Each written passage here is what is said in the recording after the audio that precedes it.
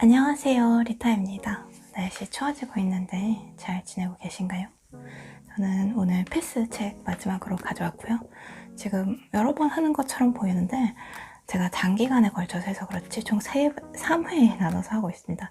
그 중에서 오늘이 결론이고요. 오늘이 본론입니다. 노자의 사상에 대해서 한번 이야기를 해볼 겁니다. 오늘 할 얘기는 힘에 대해서 보통 갖는 고정관념, 그 개념 때문에 우리가 진정한 강함을 지게 되지 못한다고 노자는 이야기를 하고 있어요. 잘못된 힘에 대한 개념 때문에 우리가 진정한 힘을 갖고 있지 못하다. 당연히 다음 질문으로 우린 넘어가게 되죠. 그럼 진정 강한 것은 무엇인가? 이야기를 해보도록 할게요. 결론은 우선 이렇습니다. 진정한 영향력은 눈에 띄는 힘이나 의지에서 나오지 않는다. 그것은 무척 자연스럽게 느껴져서 누구도 의문을 제기하지 않는 세계를 만드는 데에서 시작된다. 구체적인 예시를 들어가 봐야 알 것 같아요. 구체적인 예시를 한번 들어가 보겠습니다. 노자식으로 볼 때 영향력 있는 사람이 되는 것은 새로운 세계를 만드는 능력에 달려 있습니다. 그것은 새로 생겨났지만 무척이나 자연스러워서 사람들이 이전과 다르다고 생각하지 못하는 세계입니다. 진정한 힘과 영향력은 직접적인 행동이나 눈에 띄는 전략에서 나온다기보다 극적으로 다른 현실이 조성될 토대를 다지는 데에서 비롯된다. 극적으로 다른 현실이 조성될 토대를 다지는 데에서 비롯된다. 얼마 전에 설민석 선생님이 예능에 나와가지고 그 역사에 대해서 어떤 전쟁에 대해서 얘기를 했던 것 같은데 거기서도 이렇게 일부 여러분들은 들어보셨을 거예요.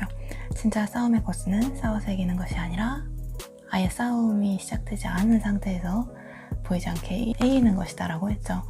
그게 손자병법에서도 기본적인 내용이거든요. 이미 우리가 알고 있는 극적으로 이긴 싸움은 진짜 잘한 싸움이 아닌 거예요. 우리가 역사상 기억하고 있는 거는 진짜 팍 해가지고 와 이렇게 이긴 것만 기억을 하죠. 그게 최상의 싸움이 아닌 거라는 거죠. 우리가 정말 알아야 될 싸움, 보이지 않는 싸움.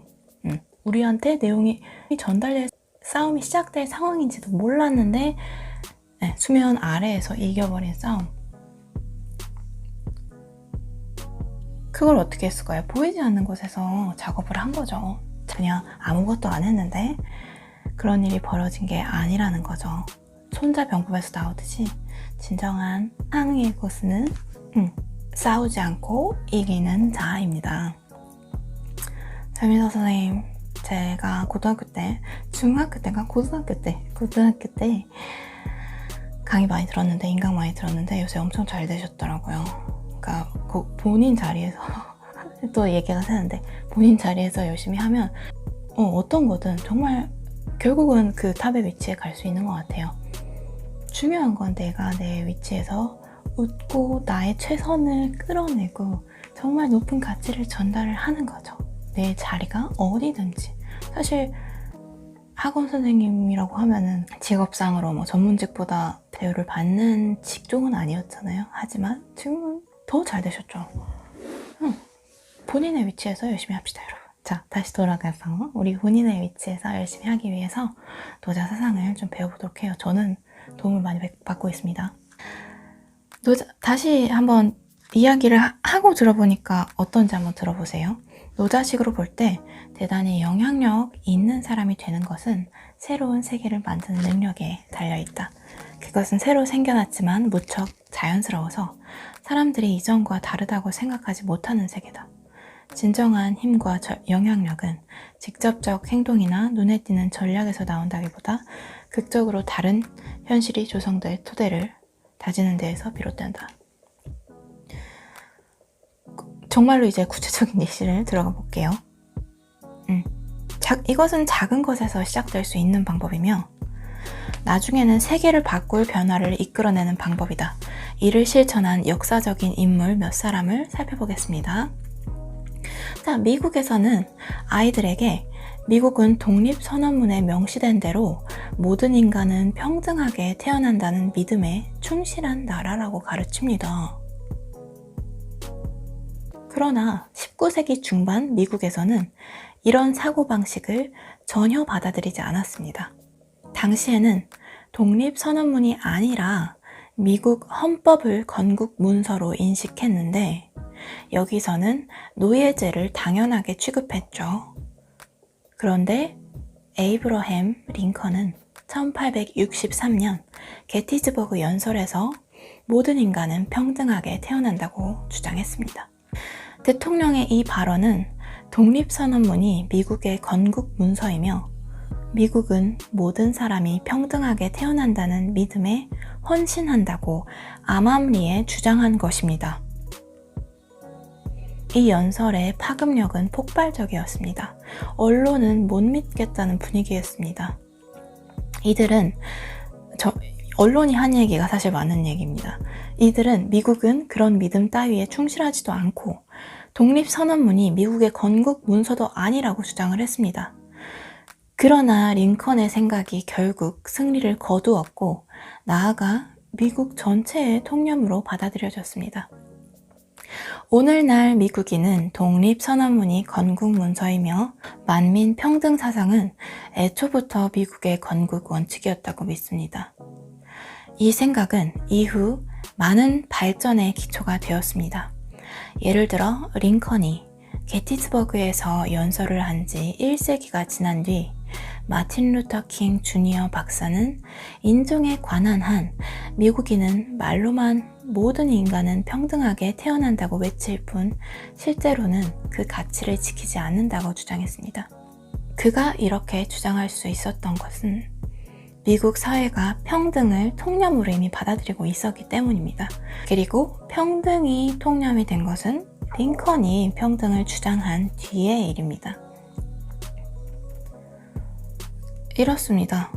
링컨은 헌법이 아닌 독립선언문이 미국의 건국 문서라고 드러내놓고 주장하지 않았습니다.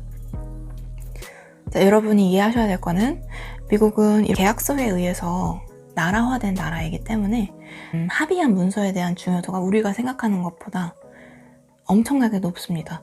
그래서 이거에 대해서 이렇게 명분을 따지고 왈가왈부를 계속해서 하고 있는 거죠. 근데 링컨이 이 부분을 본인 맘대로 해석을 해서 당연한 것처럼 얘기를 했다는 거예요. 간단히 얘기를 하면. 그리고 어느 부분에서는 심지어 링컨은 거짓을 말했다고 합니다. 링컨은 헌법이 아닌 독립선언문이 미국의 건국 문서라고 드러내놓고 주장하지 않았다. 헌법이 미국의 건국 문서이지만 맞지만 독립선언문이 건국 문서라고 가정해보자 라는 식으로 연설을 시작하지도 않았다. 그보다는 미국 역사상 손꼽히는 감동적인 연설문을 썼다. 그는 이런 유명한 말로 연설을 시작했다. 80년하고도 7년 전 우리 아버지들은 이 대륙에 새로운 나라를 세웠습니다. 자유 안에서 잉태되고 모든 인간은 평등하게 태어난다는 믿음에 충실한 나라. 그런 나라입니다. 링컨은 존재한 적 없는 과거를 슬그머니 언급하며 역사를 다시 썼죠. 그렇지만 독립선언문은 건국 문서가 아니었고 당시 아니었어요. 모든 인간은 평등하다는 말에 노예를 포함해버린 것은 그의 재해석이었습니다. 독립선언문 초안을 쓴 토마스 제퍼슨을 포함해 건국의 아버지 중 상당수가 당연히 노예 소유주였고 이들이 말하는 인간의 정의에는 오직 백인만 포함되었다. 링컨의 연설은 사실 이 두 가지 점에서는 실제로는 거짓이었습니다. 하지만 그는 호소력 있고 인상적인 미래상을 제시함으로써 앞으로 통념이 될 개념의 씨를 뿌렸다. 이제 미국인이라면 누구나 미국 연설의 표준이 된 게티스버그 연설 전문을 암기합니다. 이렇게 대단히 논쟁적인 새로운 견해를 매우 자연스럽게 보이도록 표현을 했다는 거죠, 링컨은. 헌법이 아닌 독립선언문이 미국의 건국 문서라고 드러내놓고 주장하지 않았다고요. 헌법이 미국의 건국 문서이지만 독립선언문이 건국 문서라고 가정해보자 라는 식으로 연설을 시작하지도 않았죠. 처음에 얘기했던 걸 한번 다시 이 문장을 얘기를 해드릴게요. 여러분들의 이해가 점점 높아질 텐데 처음에는 무슨 말 하는 거야 라고 생각했을 수도 있지만 링컨 얘기를 하고 조금 더 이해가 되셨을 수도 있어요. 노자식으로 볼 때 대단히 영향력 있는 사람이 되는 것은 새로운 세계를 만드는 능력에 달렸다. 그것은 새로 생겨났지만 무척 자연스러워서 사람들이 이전과 다르다고 생각하지 못하는 세계다.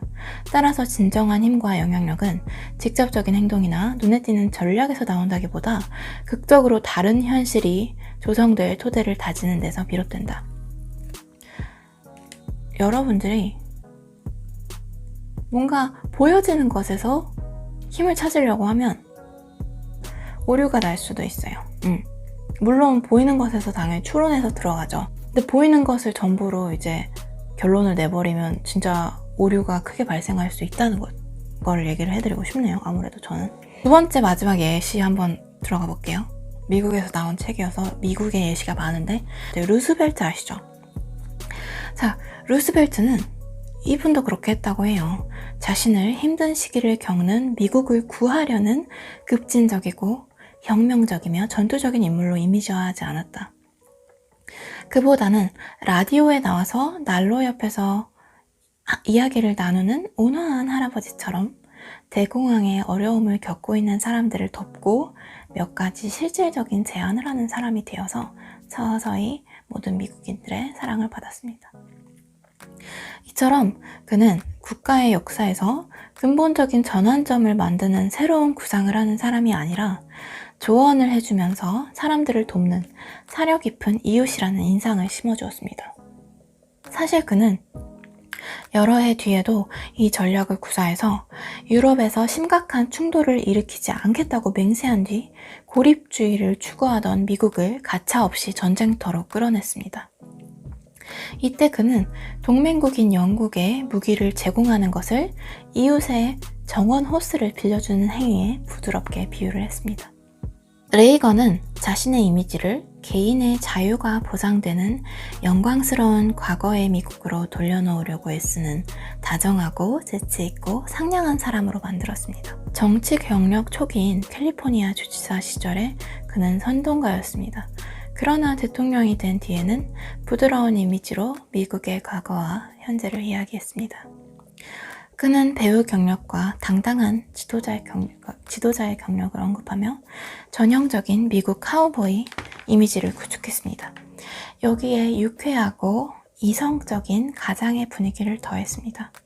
1980년 대선 당시 레이건은 지미 카터 대통령과 함께한 텔레비전 토론에서 상대방의 주장에 직접 반박하지 않고 그저 손사래와 함께 크크 웃으면서 이렇게 대꾸했다.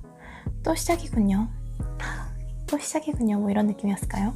아이고, 또 시작이네요. 이런 느낌이었을까요? 저도 그 장면을 안 봐서 상상을 해볼 수 있습니다.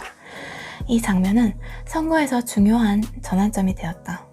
레이건은 대통령 전용 헬리콥터에서 내릴 때마다 거수 경례를 한 최초의 대통령이 되었다. 이 행위에는 대중에게 최고 사령관이라는 이미지를 전하는 상징적 의미가 있었다. 사실 헌법은 대통령을 민간인으로 규정하고 군법에 따르면 민간인은 거수 경례를 해서는 안 된다. 하지만 그 사실은 중요하지 않았다. 미국이 스스로를 나약하다고 여기던 시기에 거수 경례는 레이건이 군의 경의를 표하는 모습으로 인식이 되었다. 이후로 거수 경례를 하지 않는 미국 대통령은 상상할 수 없게 되었다.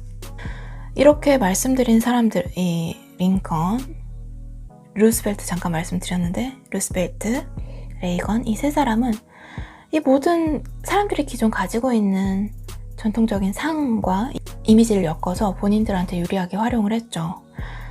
세 사람은 이 모두를 엮어서 새로운 현실의 도래를 알리는 새로운 미래상을 만들었습니다. 오늘날 우리가 당연히 여기는 세계는 예전부터 존재했던 그 모습 그대로의 세계가 아닙니다. 이 사람들은 아까 이렇게 소개해드린 이분들은 급진적인 새 질서를 만들면서도 대중이 그것을 가장 자연스럽게 받아들이도록 하는 노자가 말한 현인에 들어맞는 그런 인물들입니다. 다소 모호한 전략을 구사해서 자신의 뜻을 대놓고 강요할 때보다 훨씬 더 많은 것을 성취할 수 있습니다. 이렇죠. 노자가 말한 것도 언제든지 약함으로 강함을 물리칠 수 있다고 주장을 했죠. 강자의 위치에 있다면 약함을 이용하고 약자의 위치에 있다면 역시 약함을 이용하라. 어느 지위에 있든 약함을 이용하라. 그래야 상황을 더 나은 쪽으로 바꿀 수 있다. 자, 오늘 소개해드릴 내용은 여기까지인데 어떠세요? 저는 이 내용을 받고 되게 감동을 받았거든요. 그 독립선언문이 건국문서 그 얘기에 대해서 저는 되게 많이 영감을 받았던 것 같아요. 오늘 기억해 갈 건 뭘까요? 새로운 세상이 조성될, 극적으로 조성될 토대를 열심히 가꾸라라는 거죠. 인간은 계속 변화를 하고 변동을 하고 우리는 우리가 만나는 사람, 우리가 겪는 사건 이런 거에 의해서 계속해서 변동이 되는 어떤 무형의 것이지만 예측할 수 없지만 우리가 할 수 있는 건 뭐라고요? 우리가 할 수 있는 게 있어요. 새로운 현실이 조성될 토대를 열심히 다지는 것입니다. 그 일, 우리가 변화했으면 하는 일 자체에 힘을 가하는 게 아니라 그 토대에다가 힘을 가하라는 것이죠. 자, 우리 가족들이 이제 기상을 하셔서 점점 시끄러워지고 있어요. 여러분과 또 길게 이야기를 하고 싶지만 이 짧은 만남의 시간은 오늘 마무리가 되어야겠습니다. 패스 마지막 활용 정점 노자의 사상으로 마무리를 했는데요. 어떠셨을까요? 괜찮으셨나요? 저는 굉장히 도움이 많이 됐던 이야기라서 여러분들한테도 전달이 되실 수 있었으면 해요. 자, 궁금하신 점 코멘트로 남겨주시고 우리 다음 시간에 더 좋은 책으로 만나요. 잘 자요. 좋은 하루 보내요. 안녕.